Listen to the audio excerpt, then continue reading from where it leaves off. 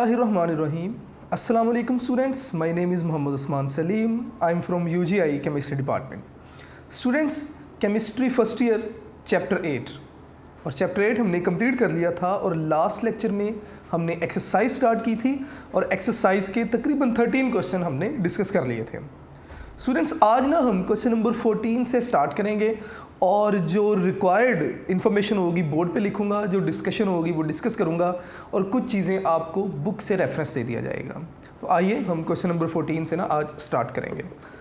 Question number 14 अगर आप देखें पेज 49 टू 49 पे, उन्होंने कहा कि in the equilibrium PCl5 decompose होता है, डिसोसिएट होता है किसमें? PCl3 और Cl2 में। अब इस इक्वेशन की जो इंथाल्पी है दैट इज़ 90 किलो जूल पर मोल, यानी कि एंडोथर्मिक रिएक्शन है ये। अब होगा क्या? What is the effect on, आपने बताना है कि दो चीज़ें हैं, पोजीशन ऑफ इक्विलिब्रियम और इक्विलिब्रियम कांस्टेंट, इन पर क्या इफेक्ट होगा, कब कब, ज़रा गौर कीजिएगा। टेम्परेचर के इंक्रीज़ करने से क्या इफेक्ट होगा दोनों पर, वॉल्यूम जो है उसे इंक्रीज़ या डिक्रीज़ करने से क्या इफेक्ट होगा, कैटलिस्ट के ऐड करने से क्या इफेक्ट होगा, क्लोरीन ऐड करेंगे तो उससे क्या इफेक्ट होगा। तो सबसे पहले हम इक्वेशन लिख लेते हैं। क्वेश्चन नंबर 14 है,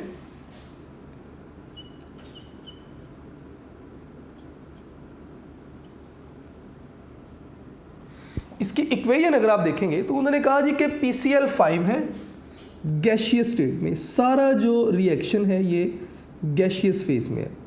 PCl5 इन गैशियस स्टेट, ये डीकम्पोज होगा किसमें? PCl3 और Cl2 में। तो मैं यहाँ पे लिख देता हूँ जी कि PCl3 gaseous state plus Cl2 gaseous state. इस रिएक्शन के लिए जो इंथाल्पी है दैट इज़ 90 किलो जूल पर मोल। तो मैं यहाँ पे लिख देता हूँ कि डेल H इक्वल होगा आपके पास, डेल H इक्वल होगा 90 किलो जूल पर मोल जी। अब हमने करना क्या है, हमने बताना है कि इक्विलिब्रियम की पोजीशन और इक्विलिब्रियम की वैल्यू दोनों पे क्या इफेक्ट होगा, कब कब, ज़रा गौर कीजिएगा। मैं यहाँ पे ना A और B लिख देता हूँ। ये मैंने लिख दिया जी Kc, चलिए मैं यहाँ पे लिख देता हूँ जी कि A आपके पास है जी Kc पोजीशन और B आपके पास है Kc वैल्यू। उन्होंने आपसे पूछा कि इन पे क्या क्या इफेक्ट होगा और 3-4 चीज़ें उन्होंने पूछी आपसे। पहले नंबर पे उन्होंने आपसे कहा कि बताइए कि अगर आप क्या करते हैं, टेम्परेचर इंक्रीज़ करते हैं तो Kc पे क्या इफ़ेक्ट होगा। तो ओबियसली मैं यहाँ पे चेंज और अनचेंज के लिहाज से बात करूँगा, आपने डिसाइड करना है कि प्रोडक्ट बढ़ेंगे या कम होंगे। अब टेम्परेचर अगर आप इंक्रीज़ करते हैं तो क्या होगा, टेम्परेचर इंक्रीज़ करने से हमें याद है कि Kc की पोजीशन और Kc की वैल्यू दोनों चेंज होती हैं। अब ज़रा गौर कीजिएगा कि Kc चेंज करने से पोजीशन तो चेंज होगी, वैल्यू पे क्या इफेक्ट आएगा। स्टूडेंट्स, यहाँ पे ना एक छोटी सी बात लिख लेते हैं कि Kc इक्वल है प्रोडक्ट्स बाय रिएक्टेंट्स और रिएक्शन कौन सा है? एंडोथर्मिक। ठीक है, इस रिएक्शन का जो फॉरवर्ड स्टेप है दैट इज एंडोथर्मिक। और हमने पढ़ा हुआ है कि अगर आप टेम्परेचर इंक्रीज करेंगे तो एंडोथर्मिक रिएक्शन की फेवर में बात जाएगी, यानी कि इस केस में अगर आप टेम्परेचर बढ़ाएंगे तो रिएक्शन फॉरवर्ड डायरेक्शन में जाएगा, प्रोडक्ट्स आपके पास ज़्यादा होंगे। जब प्रोडक्ट्स आपके पास ज़्यादा होंगे तो ओबियसली प्रोडक्ट्स डायरेक्टली प्रोपोर्शनल है Kc के, प्रोडक्ट्स ज़्यादा होंगे तो Kc की वैल्यू भी क्या होगी? इंक्रीज होगी। तो मैं यहाँ पे ना लिख देता हूँ कि Kc क्या होगा? इंक्रीज होगा। ले जी, यानी कि Kc भी चेंज हो रहा है और Kc यहाँ पे क्या हो रहा है जी? इंक्रीज हो रहा है। इसी तरह सेकंड देखेंगे ज़रा आप लोग, volume of the container is decrease volume decrease किया, या दूसरे अल्फाज में हम कह सकते हैं कि प्रेशर इंक्रीज कर दिया। जब भी हम प्रेशर इंक्रीज करते हैं ना तो इक्विलिब्रियम उस तरफ शिफ्ट होता है जिस तरफ नंबर ऑफ मोल क्या है, कम है। तो अगर आप इस रिएक्शन को देखेंगे तो इधर नंबर ऑफ मोल 1 और इधर नंबर ऑफ मोल 2। तो इसका मतलब जब आप वॉल्यूम डिक्रीज करेंगे यानी प्रेशर इंक्रीज करेंगे तो रिएक्शन किस तरफ जाएगा, बैकवर्ड डायरेक्शन में जाएगा। तो इसका मतलब कि केसी जो है वो किस तरफ जाएगा, रिवर्स डायरेक्शन में जाएगा, ठीक है। लेकिन वैल्यू ऑफ केसी जो है ये चेंज नहीं होगी। तो मैं यहाँ पे लिख देता हूँ नो चेंज इन वैल्यू, केसी की वैल्यू में कोई चेंज नहीं आएगा। थर्ड देखेंगे कैटलिस्ट इज एडेड। कैटलिस्ट अगर आप ऐड करते हैं तो स्टूडेंट्स हमें पता है कि कैटलिस्ट क्या करता है, ना तो ये केसी की पोजीशन को चेंज करता है ना ही ये केसी की वैल्यू को चेंज करेगा, ठीक है। तो मैं थर्ड यहाँ पे लिख देता हूँ कि no change in KC position और इसी तरह no change in KC value. तो मैंने दोनों के लिए नो चेंज लिख दिया। एंड फोर्थ वन देखेंगे जी जरा, क्लोरीन इज एडेड। अगर आप क्लोरीन ऐड करते हैं तो ये ना ली शैटलियर प्रिंसिपल में आपने कंसंट्रेशन का इफेक्ट डिस्कस किया था कि अगर आप रिएक्टेंट या प्रोडक्ट्स की कंसंट्रेशन को इंक्रीज या डिक्रीज करते हैं तो इक्विलिब्रियम पोजीशन की इक्विलिब्रियम जो है इसकी पोजीशन चेंज होगी, लेकिन केसी यानी कि इक्विलिब्रियम की वैल्यू चेंज नहीं होगी। तो इसका मतलब फोर्थ केस में जो वैल्यू है इसमें तो कोई चेंज नहीं आएगा, हाँ अलबत्ता केसी की पोजीशन ज़रूर चेंज होगी। पोजीशन किस तरह चेंज होगी, अगर आप क्या करते हैं क्लोरीन ऐड करते हैं, क्लोरीन के ऐड करने से प्रोडक्ट्स ज़्यादा हो जाएंगे, प्रोडक्ट्स अगर ज़्यादा होंगे तो रिएक्शन किस तरफ शिफ्ट करेगा, बैकवर्ड डायरेक्शन में। तो इसका मतलब फोर्थ केस में जो केसी की पोजीशन है ये किस तरफ आ जाएगी, बैकवर्ड डायरेक्शन में आ जाएगी, ठीक है। तो ये आपके पास क्वेश्चन नंबर 14 इसका आंसर था। इसके बाद स्टूडेंट्स हम देखेंगे जी question number 15, synthesis of ammonia by Haber process is an exothermic reaction. और रिएक्शन आपको बता भी दिया, रिएक्शन हम बोर्ड पे लिखेंगे भी अभी। उसके बाद क्वेश्चंस क्या हैं, what should be the possible effect of change in temperature at equilibrium stage, how does the change of pressure और volume shift the equilibrium position of this reaction, what is the role of catalyst, और last में अगर आप क्या करते हैं ammonia को withdraw करते हैं। तो सबसे पहले हम इसका रिएक्शन लिखेंगे। क्वेश्चन नंबर 15 है ये,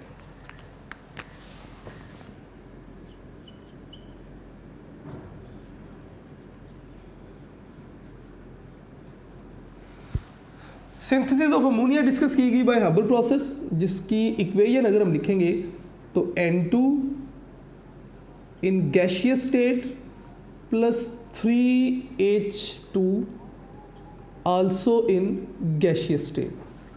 दोनों रिएक्ट करते हैं और रिएक्ट करके ये क्या बना देंगे, अमोनिया बनाएंगे विच इज़ NH3। और बैलेंस केमिकल इक्वेशन अगर आप लिखेंगे तो 2NH3 और ये भी गैसियस स्टेट में होगी। स्टूडेंट्स अगर ना हम इसके लिए इंथाल्पी इसकी देखें तो दैट इज -92.46 किलो जूल। तो डेल H इक्वल होगा आपके पास -92.46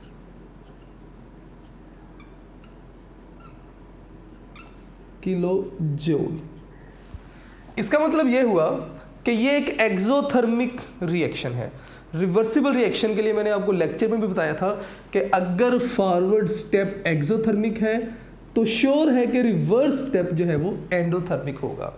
लेकिन यहाँ पे ओवरऑल रिएक्शन एक्सोथर्मिक है, इसका मतलब फॉरवर्ड स्टेप से ज़्यादा हीट इवॉल्व हो रही है एज़ कम्पेयर टू के रिवर्स रिएक्शन में हम हीट दें और रिएक्टेंट्स में वापस जाएँ। खैर अब यहाँ पर उनके क्वेश्चंस क्या है, आंसर्स अब मैं बोर्ड पे नहीं लिखूंगा, you all have to guess the answers. और बहुत इजी है, आप लोग जस्ट गौर से सुनेंगे और अपने कॉन्सेप्ट को यूटिलाइज कीजिएगा।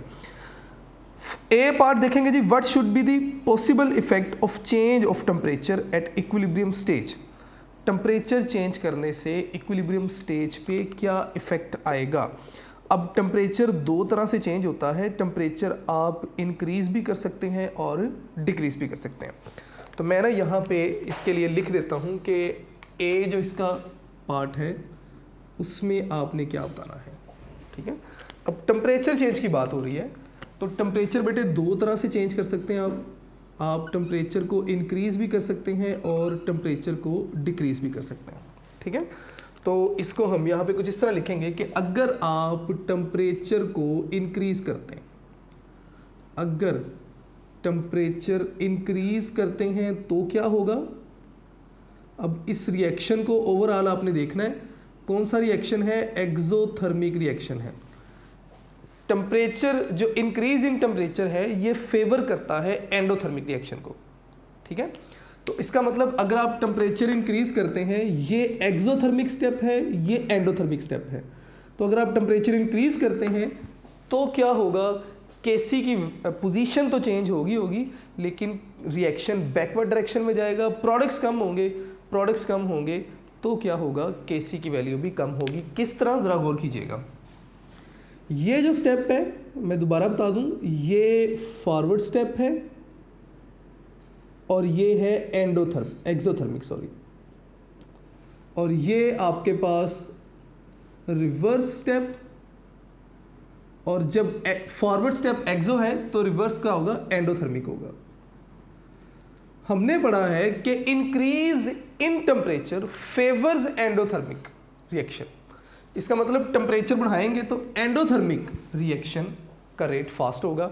इसका मतलब प्रोडक्ट्स कम होंगे, रिएक्टेंट्स ज़्यादा होने शुरू हो जाएंगे।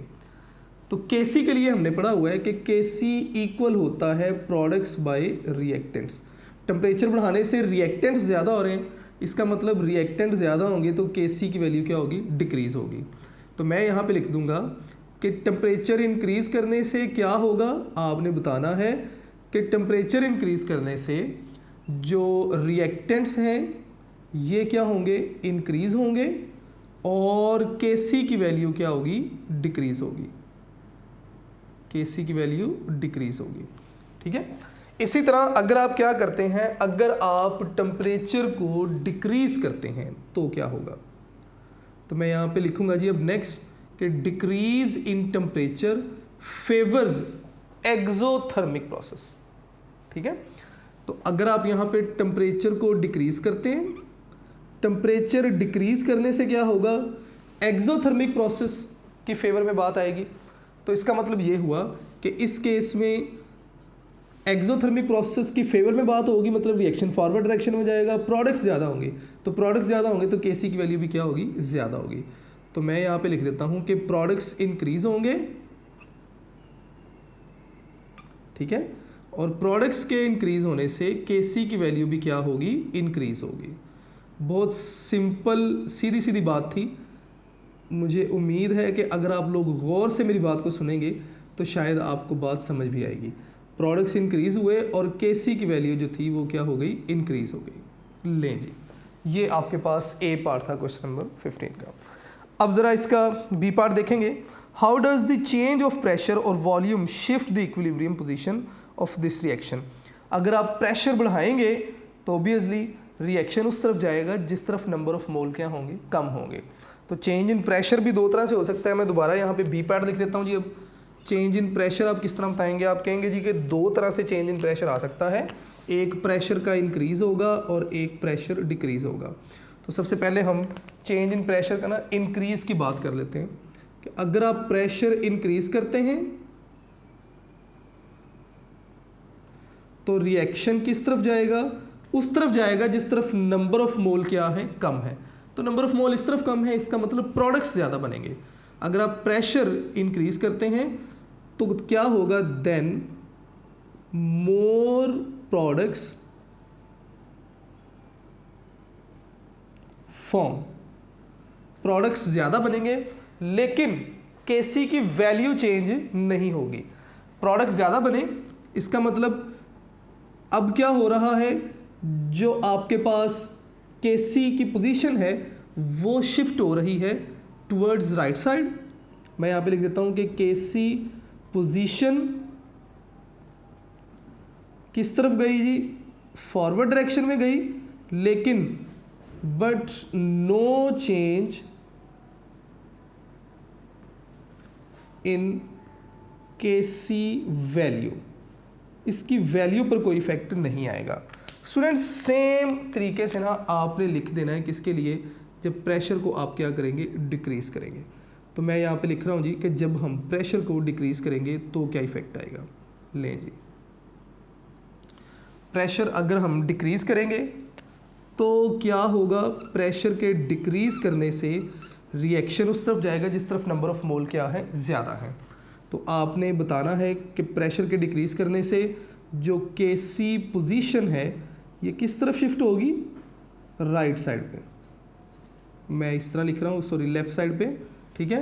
But no change in KC value, value में कोई चेंज नहीं आएगा, वैल्यू सिर्फ टेम्परेचर से चेंज होगी। इसके बाद नेक्स्ट है जी, C what is the role of catalyst in this reaction. Catalyst क्या करता है, कैटलिस्ट इंक्रीज कर देता है रेट ऑफ फॉरवर्ड रिएक्शन को भी और रेट ऑफ रिवर्स रिएक्शन को भी, लेकिन केसी की पोजीशन और वैल्यू में कोई चेंज नहीं आएगा। लास्ट में what happen to the equilibrium position if the reaction, if NH3 is removed from the reaction vessel from the time to time. अगर आप रिएक्शन वेसल में से NH3 को निकालेंगे तो प्रोडक्ट्स कम हो जाएंगे, रिएक्टेंट्स ज़्यादा हो जाएंगे।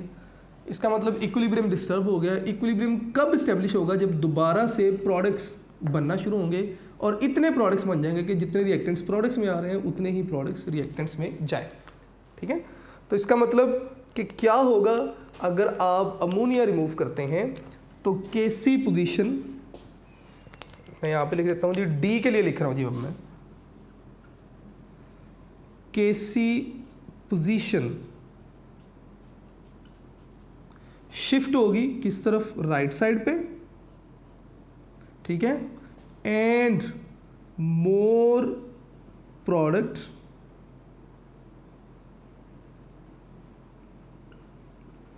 विल फॉर्म, और ज़्यादा प्रोडक्ट्स बनेंगे, ठीक है।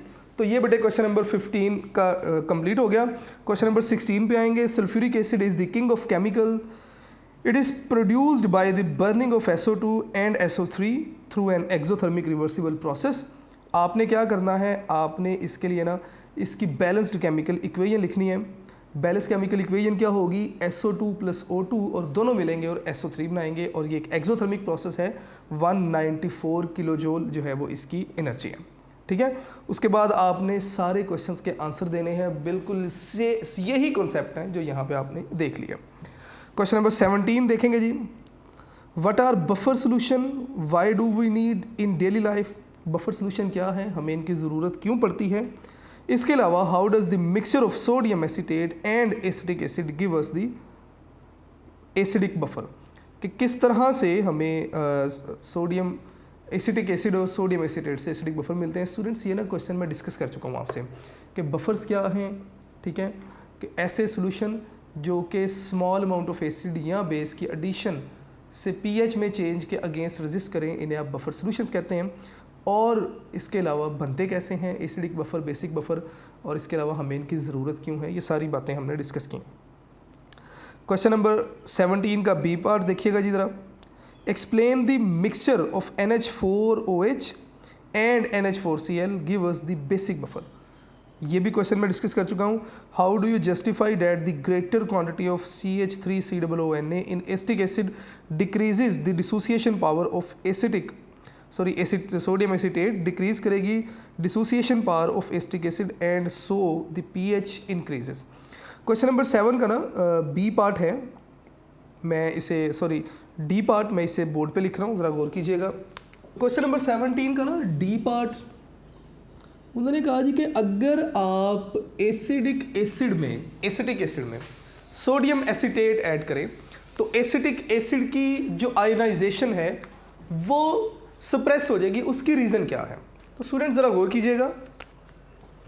लेट्स सपोज हमारे पास एसिटिक एसिड है CH3COOH, that is acetic acid, और जब ये आयनाइज होगा, डिसोसिएट होगा, तो क्या होगा, आपके पास जो आयंस बनेंगे CH3COO negative plus H positive.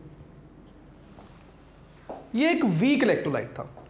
आपने क्या किया, आपने इसमें स्ट्रॉन्ग इलेक्ट्रोलाइट ऐड किया which is CH3COONA। Strong electrolyte add करने से क्या हुआ कि ये इलेक्ट्रोलाइट आयोनाइज होगा, CH3COO नेगेटिव और इसी तरह Na पॉजिटिव। अब यहां पर अगर आप देखेंगे तो ये कॉमन आयन आ गए, दोनों एसीटेट आयन कॉमन हो गए। अब हमने जो फिनोमिना पढ़ा है कि जब आप किसी वीक इलेक्ट्रोलाइट में स्ट्रॉन्ग इलेक्ट्रोलाइट को ऐड करेंगे तो स्ट्रॉन्ग इलेक्ट्रोलाइट कंप्लीटली आयोनाइज होगा और वीक इलेक्ट्रोलाइट की आयोनाइजेशन को सप्रेस करेगा। इसका मतलब ये हुआ कि ये जो एसिटिक एसिड की आयोनाइजेशन थी ये सप्रेस होगी, यानी कि वापस एसीटेट आयन और H पॉजिटिव आयन मिलेंगे और एसिटिक एसिड बनाएंगे। जब एसिटिक एसिड बनेंगे H पॉजिटिव जो है इसकी कंसंट्रेशन कम होगी, H पॉजिटिव की कंसंट्रेशन कम होगी तो सॉल्यूशन की एसिडिक स्ट्रेंथ कम होगी। एसिडिक स्ट्रेंथ कम हुई तो इसका मतलब pH की वैल्यू क्या होगी, इंक्रीज होगी। तो सारी जो ये कड़ियाँ मिलाई जब हमने तो हमें ये पता चला कि जब आप एसिडिक एसिड में साल्ट ऐड करेंगे तो साल्ट ऐड करने से H पॉजिटिव की कंसंट्रेशन कम होगी और pH जो है वो इंक्रीज होगी। ठीक है, इसके बाद स्टूडेंट्स क्वेश्चन नंबर 17 का ई पार्ट देखेंगे। Explain the term buffer capacity. Buffer capacity क्या है, इसको हमने ना डिटेल में लेक्चर में डिस्कस किया कि किसी भी सॉल्यूशन की कैपेबिलिटी कि स्मॉल एडिशन ऑफ एसिड या बेस से वो अपनी pH में चेंज के अगेंस्ट कितना रेजिस्ट करेगा, ये बफर कैपेसिटी है। ठीक है, तो ये कुछ क्वेश्चंस थे। क्वेश्चन नंबर 17 तक हमने अपनी एक्सरसाइज कंप्लीट की। मुझे उम्मीद है कि इंशाल्लाह आप लोगों को समझ भी आई होगी। आप लोगों से रिक्वेस्ट है कि अपने लेक्चर नोट्स ज़रूर बनाइएगा। इंशाल्लाह नेक्स्ट लेक्चर में नेक्स्ट टॉपिक डिस्कस करेंगे। अस्सलाम वालेकुम।